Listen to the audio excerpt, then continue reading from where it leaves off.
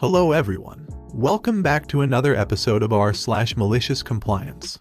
In today's episode, would you just do your ducking job? My boss scared off rude customers by literally taking a closer look. I work here, I'm not a student.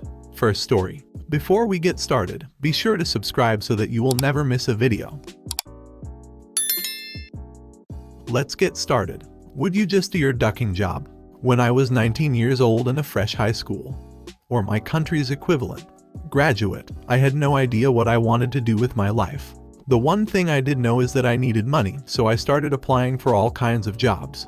After a few weeks of writing applications, going to interviews, and waiting nervously for replies, I was hired as a full-time sales assistant in an international company making smartphones, TVs, and other electronic gadgets. Said company was in the process of opening their first official store in my country, and as I was hired about 3 months before they were due to open, helped them however I could.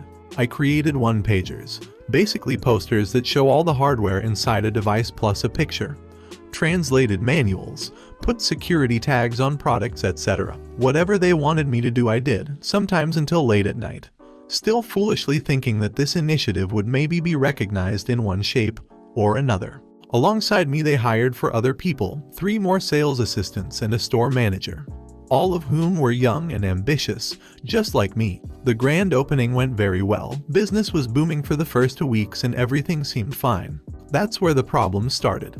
The first thing we realized we didn't have were guidelines on how to handle returns and warranty cases. As the company's electronics had been available online long before the store opened, some people now started bringing in their devices to get them fixed or swapped out, none of which we knew how to handle. This annoyed a lot of customers, being given the information that only devices bought at our specific store would be handled under warranty only made things worse for us. We were getting abuse on a daily basis that ranged from curse words to death threats.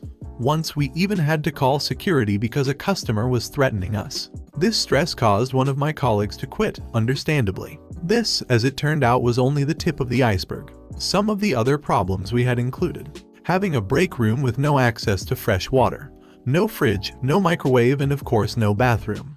All big no-nos where I live. Resupply came in sporadically at best. Sometimes we were resupplied twice a week. Sometimes there were no deliveries for 3 weeks, making it very hard for us to tell our customers when their devices will be arriving.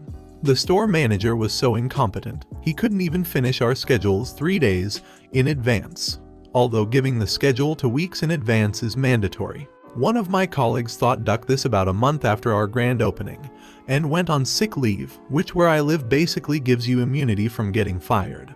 So now we were 2 men down. The bosses upstairs apparently wanted us to provide tech support over the phone, which again none of us were trained to do. We did our best, but only really ended up with more threats in addition to having our official store phone number constantly blocked by these calls.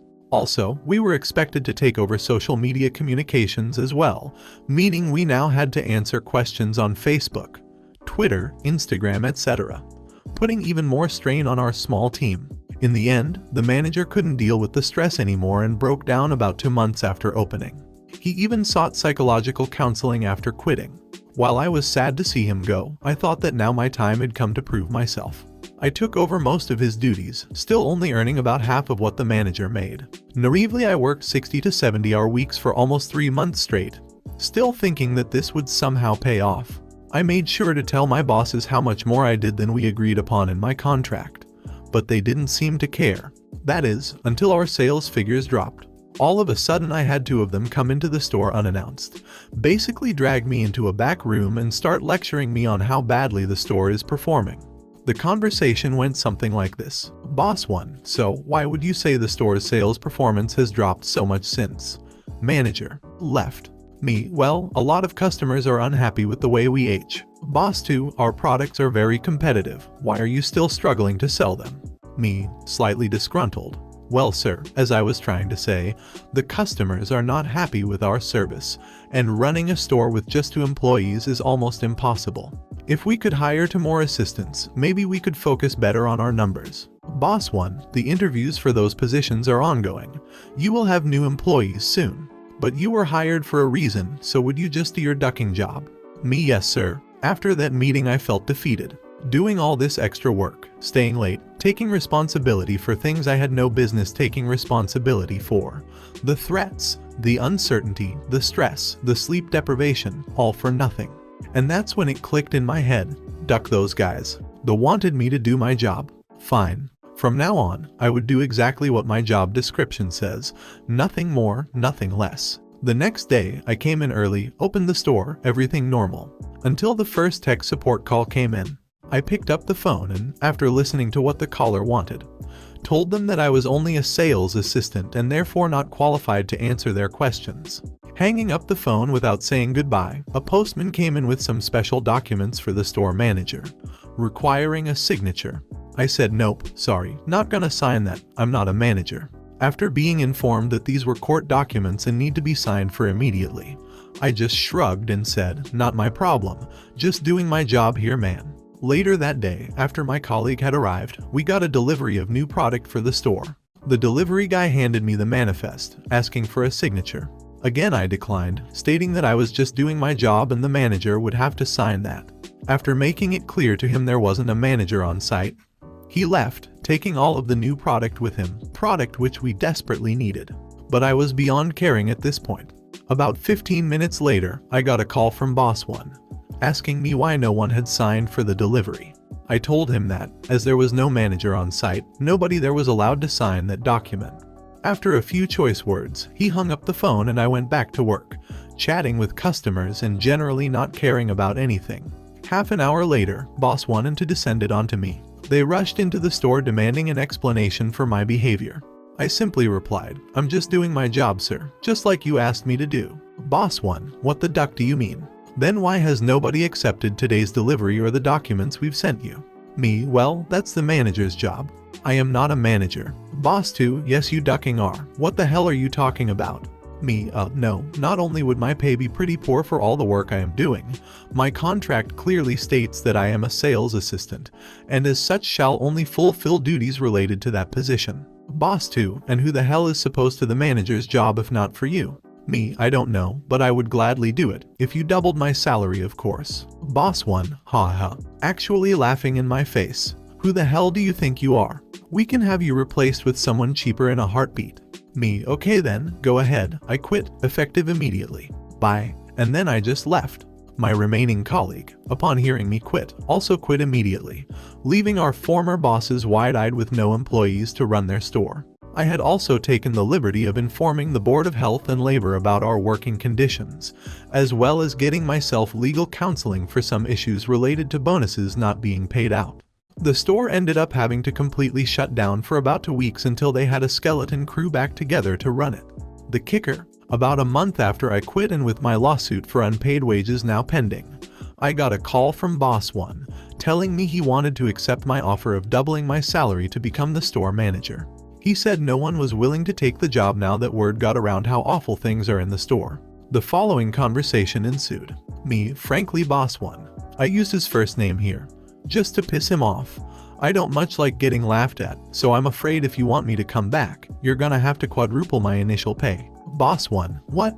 Are you insane? We can't afford that, how are we sup? Me, I don't give a duck Boss 1, I really don't. But I've got an idea. How about you pull your head out of Boss 2's ass and just do your ducking job? Click. My boss scared off rude customers by literally taking a closer look. I used to work at a store run by a woman named Irene. She would buy vintage and high-end items, repair them, and then sell them in the store. We didn't have multiple sizes of things and the only bulk items we bought were little trinkets and soaps, sometimes jewelry. One day, when Irene had gone out to get more supplies, the deckless couple walked in. The wife, who looked like vegan cat vomit rolled in crystals and hemp, was on the wrong foot the moment she opened her mouth. Jerk Ina seemed to think we were her slaves, that she was queen of the world, and everything had to be in her size. Her husband Vernon would grunt and repeat what she said in a more nasally aggressive voice. It was the longest hours of my life. We had everything organized by size and did not have extras in the back.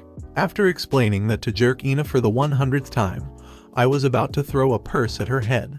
This is not my size. Why don't you have my size? I told her to maybe look at a larger size rack, because obviously she was not a 2. She was a 6. No. I am a 2. I have always been a 2. I was a 2 when I had my kids. I am a 2 now. Vernon repeated the same thing. No, she is a 2. A 2. A 2. Irene came in while the happy couple was shopping and asked what the problem was. To me, because I had that look.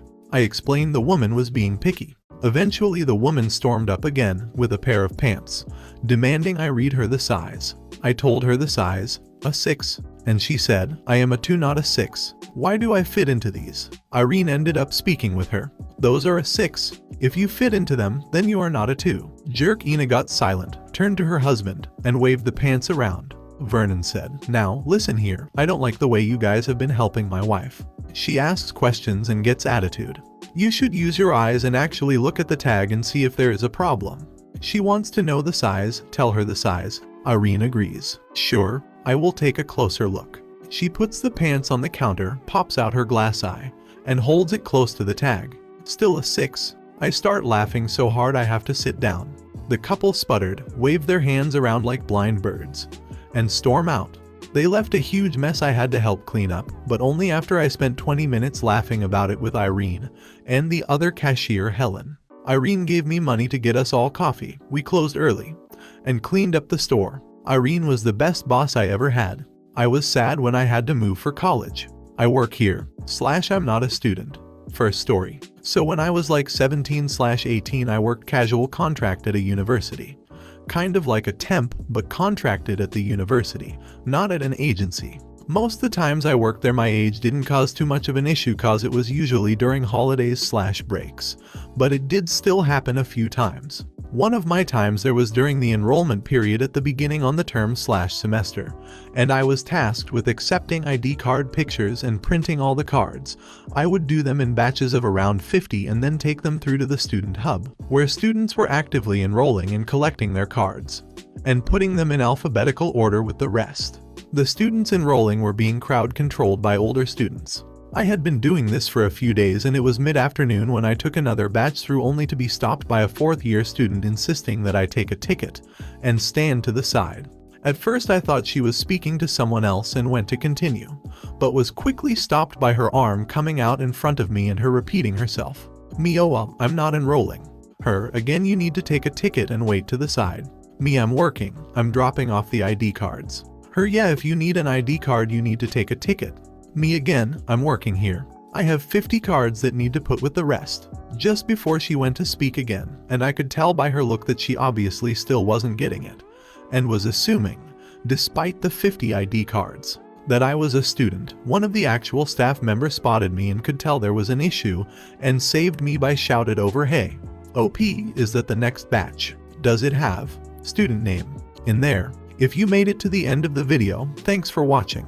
Don't forget to like, subscribe and share and we will see you in the next video.